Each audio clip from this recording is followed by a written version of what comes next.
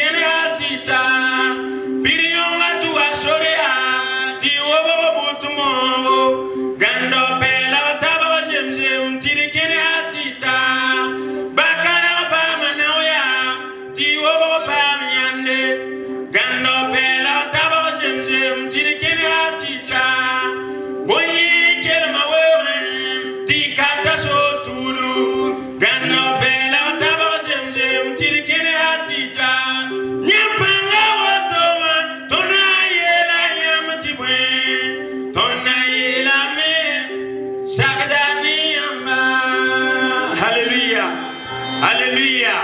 Hallelujah. When I'm in a palm or a session,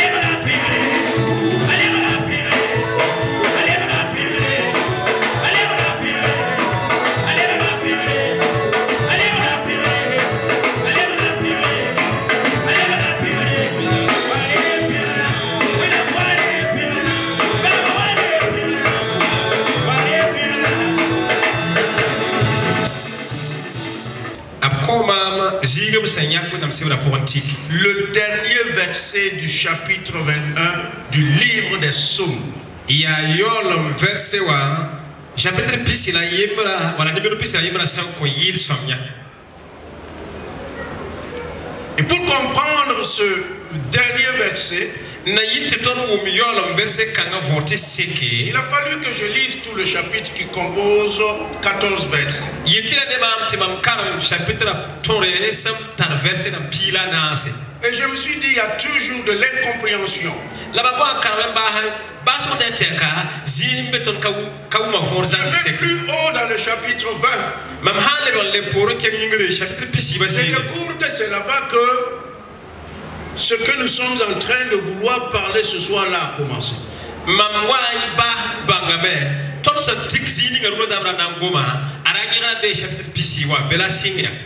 Et je comprends que le psalmiste ici, il parle comme si c'était quelqu'un d'autre qui parlait de lui. Et en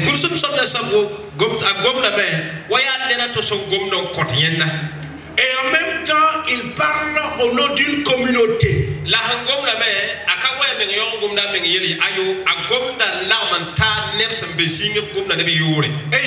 j'arrive à comprendre qu'aujourd'hui, le pasteur Étienne et son épouse ne veulent pas parler de son couple seulement, mais de toute la communauté Bereka.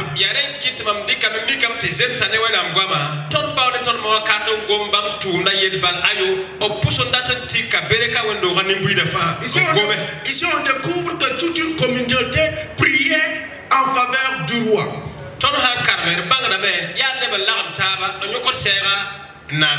Pour des victoires dans des batailles. Et le psalmiste admirait le fait que le roi dépendait de Dieu, qui est le vrai et souverain éternel roi d'Israël.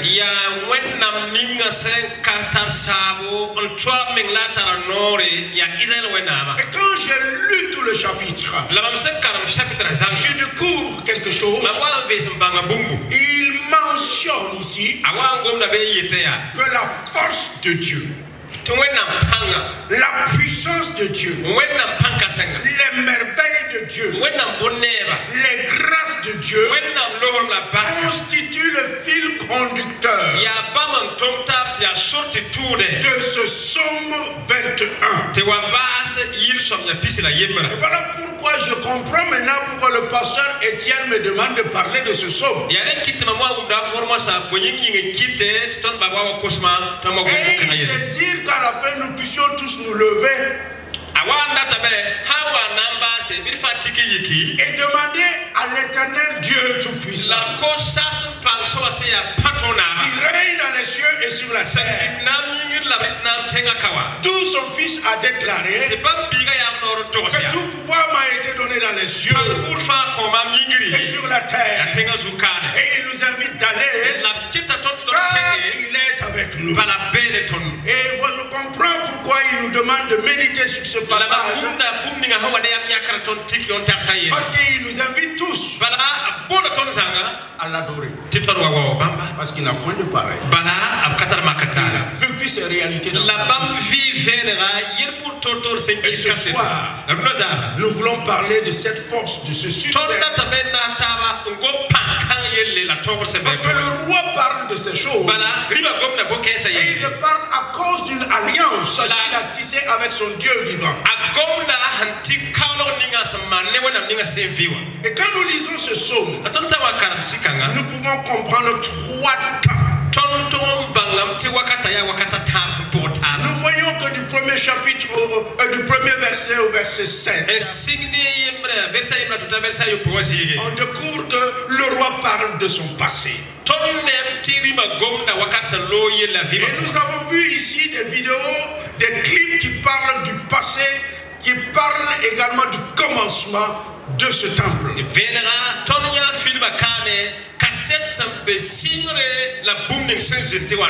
un seul verset, le verset 8, parle du présent du roi. La ya ziga yemre verset niwa gomna vima rima vima yelsende beruno. Et maintenant du verset 9 jusqu'au verset 14, il parle du futur. La sensible verset où on tombe pila na samosa. Et vous savez, c'est très important cela. Et nous devions faire exactement pareil. Parce que sans fidélité quotidienne, le lien entre le passé et le présent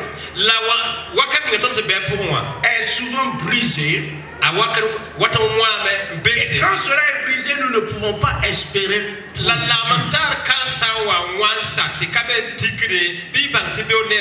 Voilà pourquoi nous voulons voir ce qui s'est passé. Nous voir ce qui se passe aujourd'hui. Et voir le lendemain. Vous savez que le Moava, quand il veut dire merci à quelqu'un,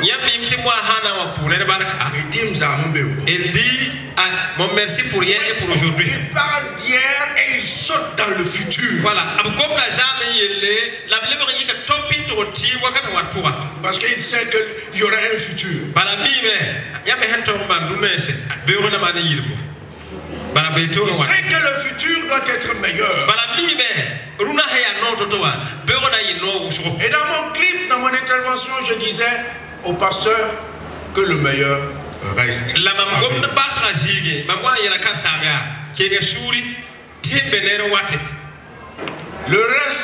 meilleur reste à venir.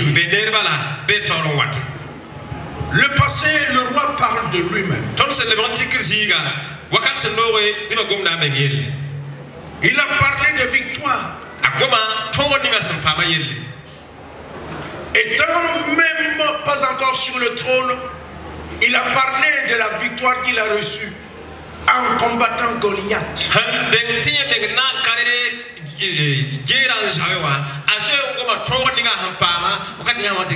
victoires qu'il a eues contre Saül le roi. Il a parlé des bénédictions excellentes qu'il a reçues de la part de son Dieu. Jusqu'au moment où Dieu l'a élevé et l'a donné une couronne d'or pour régner sur Israël.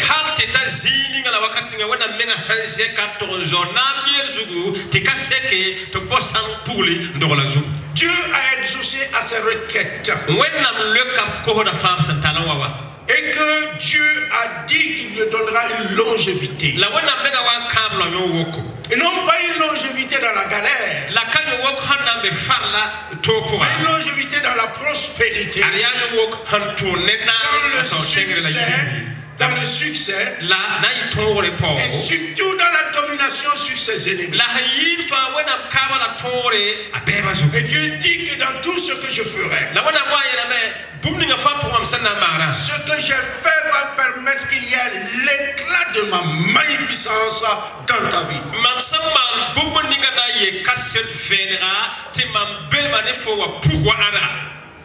Ce sont les bénédictions passées. Dieu a fait ces choses pour le roi. Et je commençais en disant que c'était une prière d'une communauté également. Et que la communauté Bereka n'était pas à l'écart. C'est parce que vous avez pris soin de prendre soin de votre pasteur. Dans l'intercession et dans la prière. Dans la prise en charge de ses besoins quotidiens. Voilà pourquoi aujourd'hui il y a un éclat qui commence à se manifester.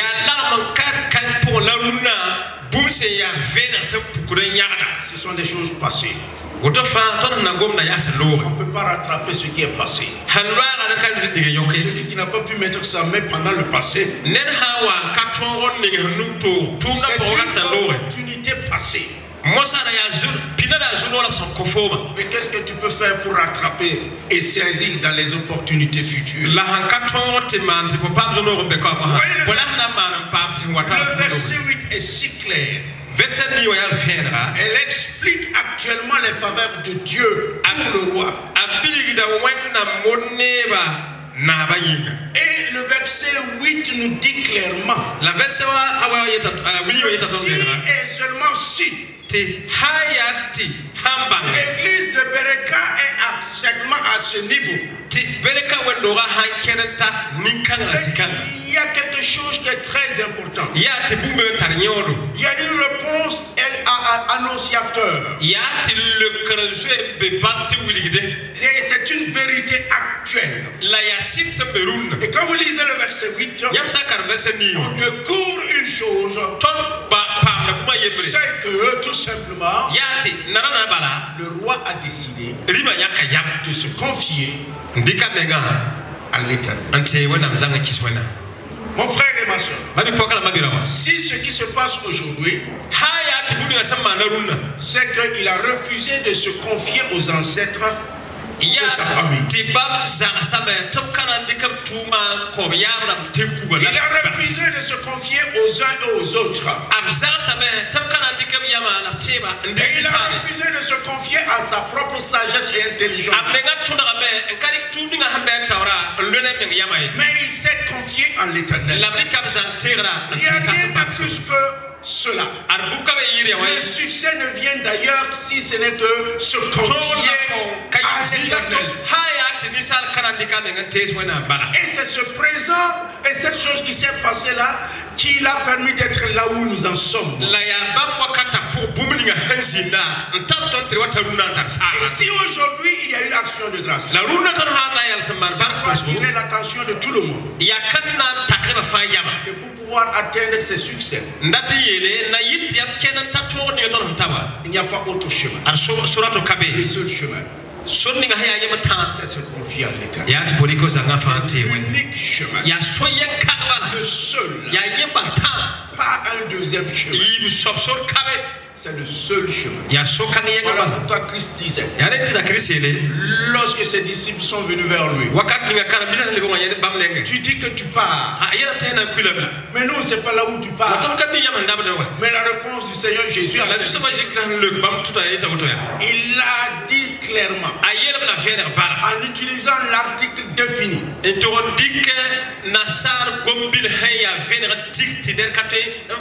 lieu de dire que je suis un chemin,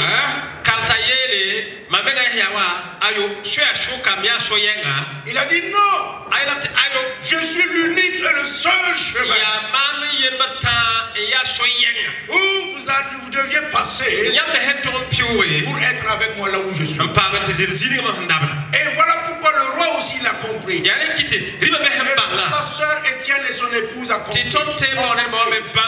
Et la communauté Bereka en a compris également que le seul chemin, c'est se confier à l'Éternel. Et voilà pourquoi aujourd'hui nous pouvons célébrer cette action de grâce.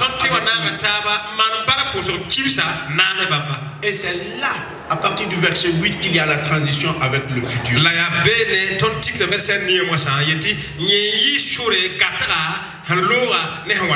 Alors il est dit là-bas au verset 14.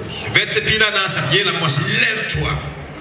Lève-toi, Éternel, avec ta force. Nous voulons chanter, célébrer ta puissance. C'est un verset au présent. C'est-à-dire tout à l'heure nous devions nous lever et chanter la présence et la puissance de l'Éternel. Et là, à partir du verset 9, montre que nous célébrons des victoires futures.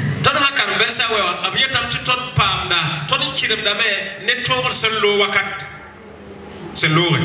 Le verset 9 jusqu'au 13 démontre les grâces futures qui se préparent en chemin. Verset où tu t'appuies la taba, il y a short comme biligdi la boucle de boum sans water siren. Et le verset 9 dit ceci. Verset où il y a tout ça. J'aime ce verset. Maman a dit que ça.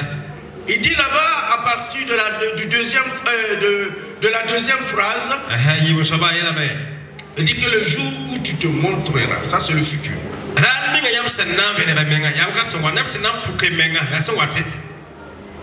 Il dit là-bas que l'Éternel les anéantira dans sa colère.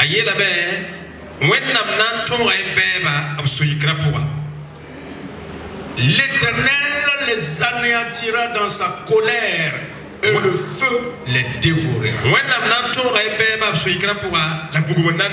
Et le verset 10 dit que leur dessein, tous les projets qu'ils ont en devant seront impuissants. Et tout ça, ce sont des mots au futur. Et encore quelque part, il est dit là-bas, il parle des petits-fils. Et c'est quel petit-fils? Il parle des petits-fils de vos ennemis. Qu'est-ce que cela veut dire? Il y a des gens qui vont vous tenter pendant qu'ils sont vivants. Ils ne pourront pas jusqu'à la mort. Mais ils passent la main à leurs enfants pour poursuivre le boulot. Et les enfants vont poursuivre l'œuvre de leurs parents. Ils ne pourront pas jusqu'à la mort. Et ils vont passer la main aux petits enfants. Et Dieu dit que je vais anéantir les petits enfants. À un moment donné, la lutte sera terminée. Et Dieu vous dit, le futur sera meilleur que le commencement. Voilà pourquoi le psalmiste dit, demandons à l'Éternel de se lever, parce que nous allons l'adorer, nous allons le célébrer, parce que sa puissance n'est pas d'hier seulement, sa puissance n'est pas d'aujourd'hui seulement, mais sa puissance est pour demain et dans l'éternité. Voilà pourquoi ce soir, pour ce peuple ici, ce n'est pas pour célébrer le passé seulement. Ensemble, le futur est déjà gagné. Le futur est déjà gagné. Et c'est ce qui est très important. Vous savez, la bataille future n'est pas encore engagée. Mais la défaite de l'ennemi est déjà gagnée. C'est certain. C'est certain. Et je le répète, c'est certain. Voilà pourquoi il n'y a rien à faire. Nous devions nous lever. Je ne sais pas si ma fille est toujours à côté. Madame Kwamori. Voilà, Sonia Haket Yamba. Viens. Parce qu'on demande à l'Éternel de se lever, non? Et nous voulons faire quoi? On veut le chanter, non? Nous allons le chanter. Et on a chanté tout à l'heure, Alléluia. Au ciel, c'est la grande chanson qu'on va chanter. Parce que dans le monde entier, tout le monde connaît ce langage.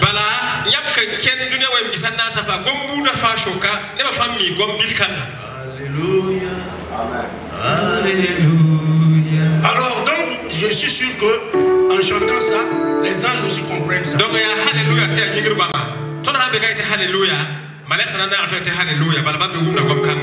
Et en ce moment, nous chantons en demandant à l'Éternel de se tenir debout. Je vais vous dire une chose. Il y a un homme dans la Bible. Il s'appelle Étienne, comme le pasteur Étienne. Mais Étienne, ce n'est pas de n'importe qui.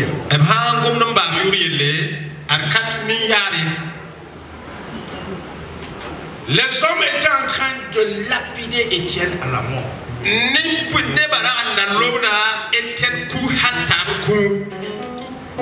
Et vous savez, dans le Nouveau Testament, c'est là-bas qu'on découvre pour la première fois que Dieu Jésus s'est mis debout. Quand on lapidait Étienne. Parce que Étienne a adoré Dieu jusqu'à la mort. Il est resté dans sa foi. Il est resté dans sa ligne sans tourner ni à gauche ni à droite. Et c'est là la parole de Dieu nous dit que Étienne, le ciel s'est ouvert. Et Étienne a vu le Seigneur debout sur son trône. Parce que son adoration plaisait à lui. C'est une puissance absolue. Il faut que notre célébration de tout à l'heure, que Dieu nous permette de voir ce qui se passe dans le ciel. Nous puissions comprendre ce qui va se passer là.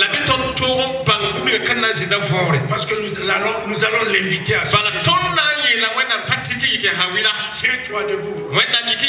Tiens-toi debout. Éternel, tiens-toi debout. Nous voulons te célébrer.